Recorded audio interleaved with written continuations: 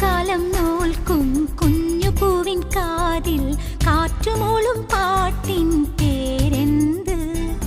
വെള്ളിമേഘത്തേരിൽ വന്നിറങ്ങും പ്രാവുകൾ കൂടുവയ്ക്കാൻ തേടും